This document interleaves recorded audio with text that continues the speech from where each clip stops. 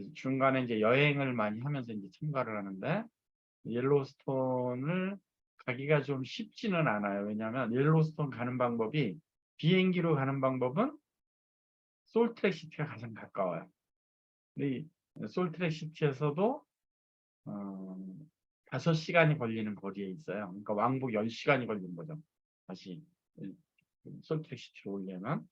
그거 제가 우리 팀이 한번 언젠가 옐로스톤을 관광 코스로 잡아서 간 적이 있었거든요. 그래서 미국 최대 국립공원 옐로스톤을 이제 잠깐 구경했었던 적이 있는데 이 옐로스톤에 대한 이야기입니다. 오늘은. 이 옐로스톤에 이제 미국에서 보호를 하고 싶으니까 이 국립공원을 보호를 하고 싶으니까 자연 그대를 보호를 하고 싶으니까 옐로스톤이 이제 자랑하는 게 말 그대로 옐로스톤이라 해서 노란 황천, 황이 많은데 그러니까 화산 지형으로 지금도 이제 펄펄 끓는 어, 화산 분출을 볼 수 있는 곳이거든요. 그래서 이걸 자연 그대로 보호를 하고 싶은 거예요. 동물들도. 그래서 여기 자랑거리가 뭐냐면 사슴하고 무스라는 동물이에요. 근데 이 사슴하고 무스라는 동물이 개체수가 막 줄어드는 거예요. 그래서 미국 의회에서 어떤 결정을 내리느냐 하면 사슴과 무스를 잡아먹는 사슴과 무스의 천적인 회색 늑대를 다 없애버리자 이런 결론을 내립니다. 이거는 곧 옐로스톤을 보호하기 위한 그 방지책이었었죠. 그래서 그 결과 1923년에 약 10여만 마리의 옐로스톤 회색 늑대가 다 사살당해요. 그래서 멸종이 됩니다. 그래서 23년도에 더 이상 옐로스톤에는 늑대가 없다. 이렇게 늑대는 멸종됐다라고 이제 결론을 내립니다. 그래서 이제 국립공원이 자랑하는 사슴과 무수가 보호될 것이다라고 이제 안심을 취했거든요. 근데 웬걸 늑대가 없어지자 옐로스톤이 황폐화되기 시작해요. 그러니까 이제 늑대라는 천적이 없어지니까 무스하고 사슴 개체수가 급격하게 늘어난 거죠. 이 개체수가 사슴과 무스 개체수가 늘어나다 보니까 이들이 주로 먹는 식물이 잡초가 아주 싹이 마르기 시작하는 거예요. 그래서 황폐화가 시작됩니다. 더 이상 풀이 안 자라는 땅으로 이제 황폐화가 되는 거죠. 그래서 이때 당시 이제 95년도에 이제 미국에서 조사한 결과로는 옐로스톤 국립공원에 있는 나무 평균 수령이 70년이라는 거예요. 평균 수령이. 그러니까 20년대 늑대가 없어진 이후에 새로 생긴 나무는 없다라는 얘기. 그러니까 싹이 돋아남과 동시에 사슴이 다 먹어치워 버리니까 새로운 나무가 자라지를 못하는 거죠. 그러니까 나무가 숲이 없어지기 시작하다 보니까 이제 지반이 침하되기 시작하면서 물줄기가 바뀌게 되고 수중 생태계가 이제 교란이 돼 버리는 거예요. 그 늑대가 없어지니까 늑대하고 또 경쟁 천적인 코요테가 또 번식을 하다 보니까 코요테 먹이인 다람쥐하고 들쥐가 없어지는 거예요. 들쥐하고 다람쥐가 없어지다 보니까 들쥐하고 다람쥐를 먹고 사는 독수리, 여우, 오소리 이런 것들이 없어져 버리니까 생태계가 굉장히 교란이 돼 버린 거예요. 늑대 한 종이 없어짐과 동시에. 그래서 다시 이제 미국에서는 이래서는 옐로스톤은 안 되겠다. 물론 이제 늑대 때문에 이런 황폐화가 됐다는 것을 알게 된 것은 한참 뒤의 일이기도 합니다. 그러니까 한 70여 년 동안 그러니까 1923년도에 늑대를 다 사살시키고 나서 한 70여 년 동안 온갖 노력을 다 한 거예요. 우리나라가 식목일 때 나무를 심기도 하고 여러 가지 노력을 다 했는데도 옐로스톤 황폐화가 계속 진행이 되다 보니까 그제서야 이제 깨닫게 된 거예요. 혹시 늑대가 없어져서 이런 생태가 교란이 온 게 아닌가? 그런데 착안을 해서 늑대 14마리를 카나다에서 수십을 해서 늑대를 이제 풀어놨습니다. 혹시나 몰라서. 혹시 늑대 때문에 그렇게 될 수도 있다라는 일부 학계의 주장이 있어서 그걸 한번 실험을 해본 거예요. 그래서 이 늑대 14마리가 방사가 되면서 기적이 일어나기 시작합니다. 이 늑대가 이제 사슴하고 무스를 이제 잡아먹기 시작하는 거예요. 그러니까 이 사슴하고 무스의 그 개체 수가 이제 조절이 되면서 이 사슴들이 안정적인 곳으로 이제 이동을 합니다. 늑대가 안 나타나는 안정적으로 이동을 하다 보니까 풀들이 이제 자라기 시작하는 거예요. 그래서 이 풀들이 자라니까 숲이 생기고 숲이 생기다 보니까 어, 숲에 이제 비버가 다시 나타나게 되고 비버가 나타나서 나무를 이용해서 이제 댐을 만들다 보니까 이 수로가 바뀌면서 연못이 생기고 다시 수중 생태계가 이제 살아난 거죠. 그러고 이제 늑대가 또 코요테하고 경쟁을 하잖아요. 그러니까 코요테 개체 수도 절반 이하로 줄어버린 거예요. 그러니까 코요테가 먹이로 취하는 들쥐와 다람쥐가 늘어났고 그러다 보니까 들쥐 다람쥐를 먹고 사는 독수리, 여우, 모서리가 이제 막 생기면서 다시 본래의 옐로우스톤 생태계로 다시 돌아가게 됩니다. 이게 결국 이제 옐로우스톤의 생태계가 늑대 14마리 때문에 회복이 돼요. 그래서 전혀 생각을 못했었죠, 인간이. 늑대만 없애면 사슴, 무스가 막 번성하면서 옐로우스톤이 더 아름다워질 것이다라고 생각했는데 늑대가 했었던 생태계 역할을 미처 깨닫지 못했었던 거죠. 그래서 70년 동안 인간의 노력으로 해내지 못했던 그 옐로스톤의 생태계 복원을 단 14마리의 늑대로 인해서 기적이 일어나기 시작합니다. 그래서 이 14마리의 늑대로 인해서 생긴 그 옐로스톤의 이제 기적에 대해서 우리가 여기서 얻을 수 있는 교훈은 뭐냐면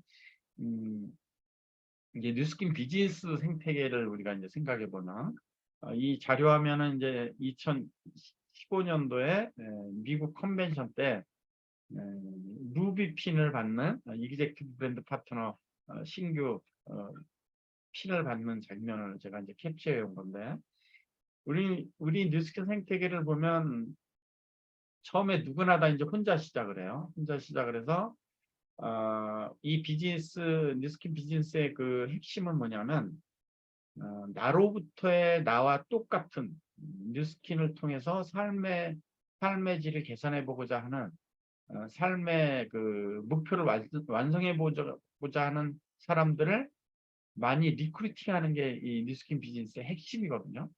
그러다 보면 우리가 나의 비즈니스이기도 하지만 나와 더불어 뉴스킨을 하는 나의 그룹원의 비즈니스이기도 하고 또 나보다 먼저 뉴스킨 비즈니스를 행한 선배 사업자로부터 여러 가지 그 스킬을 배우는 스킬을 전수하는 그런 비즈니스이기도 해요.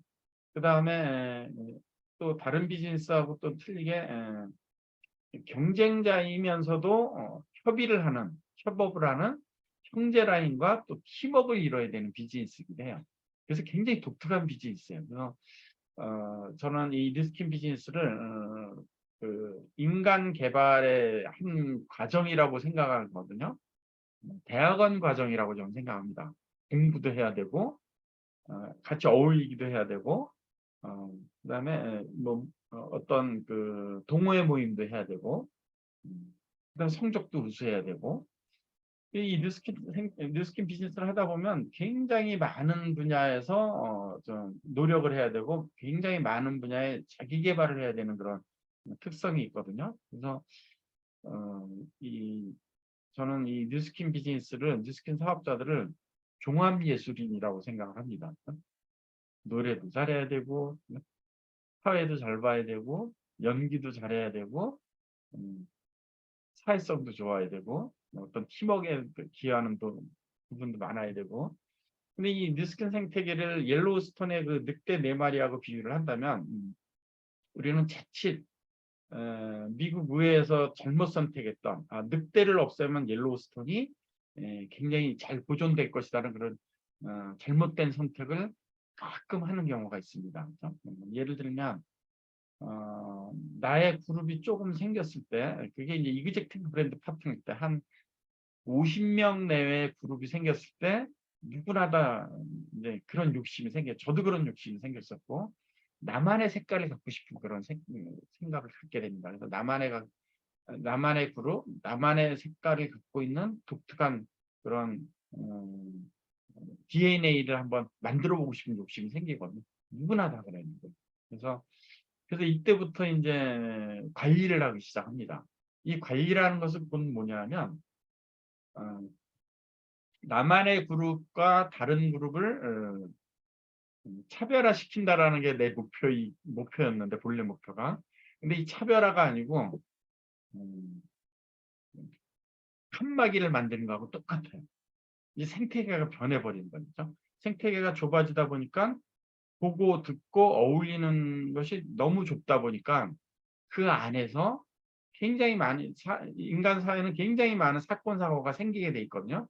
근데 이 사건 사고가 자연 정화를 할 수 있는 생태계 공간이 안 되는 거예요. 너무나 작은 공간이다 보니까. 그래서 간혹 잘 진행을 하던 성장성 있는 리더가 어, 차별화를 명목으로 한 그 칸막이를 치면서부터 성장이 둔화되고 심지어는 그룹이 순식간에 흔적도 없이 없어지는 그런 경험을 많이 해봤거든요, 저도. 그래서 이 뉴스킨 비즈니스 생태계는 굉장히 어려운 부분이기도 하지만 굉장히 쉬운 부분이 뭐냐면 자신 있게 개방하는 것이 굉장히 중요하다고 생각합니다. 그러니까 나의 파트너, 나의 그룹원들이 다른 형제 라인, 다른 그룹원들과 어울리는 그런 사회성에 대해서 굉장히 자신 있어 하셔야 돼요. 물론 나만의 색깔, 우리 그룹만의 색깔을 갖는 것도 굉장히 중요한 일이지만 이 그룹의 색깔은 뭐냐면 사실은 문화거든요. 이 문화는 나 혼자서 내가 인위적으로 만든다고 해서 생기는 문화는 아니거든요.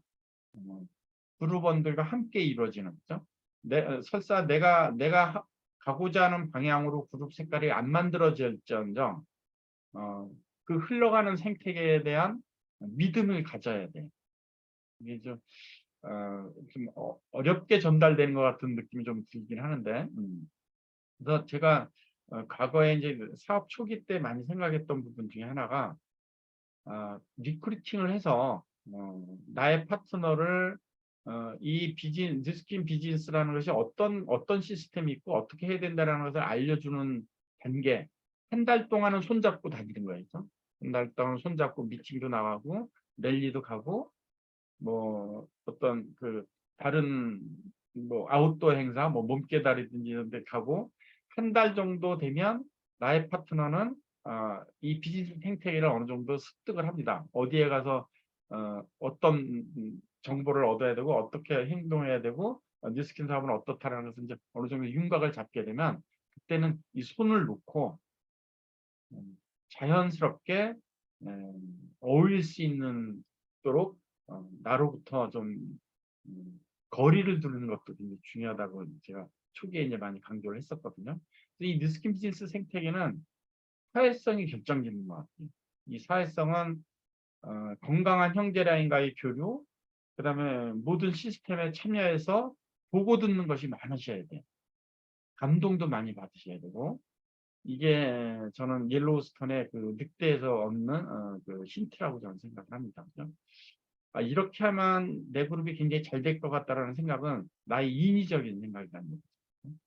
그래서 여태까지 뉴스킨이 40여 년 역사 동안 이루어낸 그 사업자들의 어떤 생태계를 그대로 반영을 하려면, 그대로 자신 있게 하려면 내가 가둬놓고 나의 특색을 맞으려는 그런 관리의 비즈니스가 아니고 관리의 마인드가 아니고 자신 있게 풀어놓는 사회성을 보이는 것이 뉴스킨 비즈니스의 가장 큰 성장 포인트라고 생각합니다.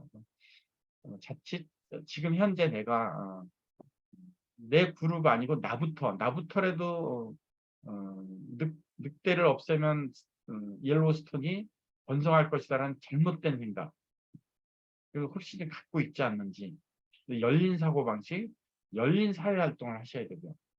가능한 한 모든 모임에 참가를 해서 가능한 한 지금 막 새롭게 떠오르는 뉴스킨 스타들하고도 교류를 한번 해보셔야 되고, 그들의 감정도 감정이입을 받으셔야 되고, 선의의 경쟁의식도 충격도 받으셔야 되고.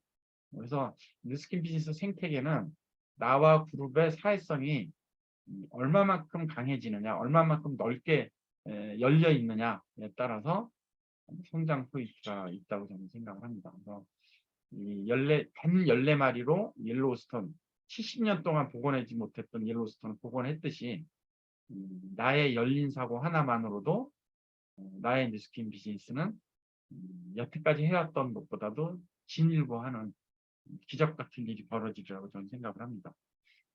자, 오늘도 힘찬 구호와 함께 오늘 하루를 새로운 한 주를 또 시작하도록 하겠습니다.